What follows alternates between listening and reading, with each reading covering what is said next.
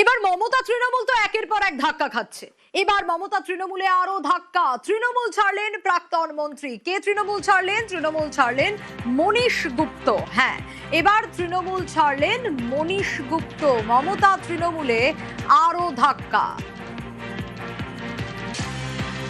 আমি তো এখন পার্টি ছেড়ে দিয়েছি, রাজনীতি ছেড়ে দিয়েছি। চিঠি পাঠাবো এখন ওদের, কারণ আমিও বাদ পড়ে গেছি, আমিও ছেড়ে দিয়েছি। ভূমিকাই আমার ছিল না কোনো, যেটা দায়িত্ব পালন করেছে অনেক আগে।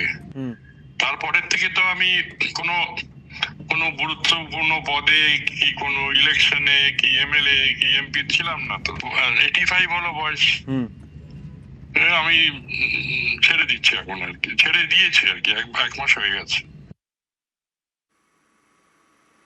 21শে জুলাইয়ের আগে তৃণমূলে মনীশ গুপ্তর তৃণমূল ত্যাগ। কয়েকদিন আগেই মুখ্যমন্ত্রীকে চিঠি দেন কাকলি। 21শে জুলাইয়ের ফাইল খোলার জন্য আবেদন জানান। 1993 সালের 21শে জুলাইয়ের ঘটনার সময় স্বরাষ্ট্র সচিব ছিলেন মনীশ গুপ্ত। তৃণমূল ক্ষমতায় এসে মনীশ গুপ্তকে মন্ত্রী করে। কাকলি মুখ্যমন্ত্রীকে চিঠি দিয়ে এই ঘটনার তদন্ত দাবি করেন। কাকলির চিঠির সঙ্গে কি মনীশের তৃণমূল ত্যাগের যোগসূত্র? গত কয়েকদিন ধরেই গোটা বিষয়টিকে নিয়ে রাজনৈতিক মহলে ভীষণ রকম ভাবে চর্চা চলছে।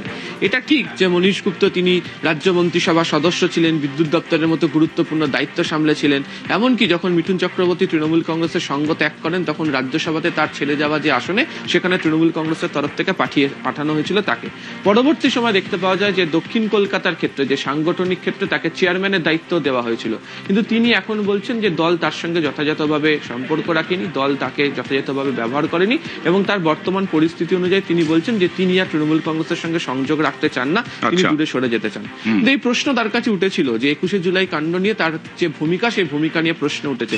তিনি বলেছেন যে তিনি স্বরাষ্ট্র সচিব ছিলেন, কোনো সচিবের দায়িত্বের মধ্যে এটা পড়ে না, ফলে গোটা বিষয়টি থেকে তিনি তার দায়িত্বের কথা সরে যেতে চাইছেন। যে কাকলি ঘোষ দস্তিদারের যে পাঠানো চিঠি এবং তা নিয়ে যখন রাজ্য রাজনীতিতে কথা শুরু হয়েছে, সেই মুহূর্তে দাঁড়িয়ে তার এই সরে যাওয়ার কারণ বা তৃণমূল কংগ্রেসের থেকে দূরত্ব তৈরি করার কারণ একটা অন্যতম ইস্যু হতে পারে তার এভাবে সরে যাওয়ার বিষয় নিয়ে।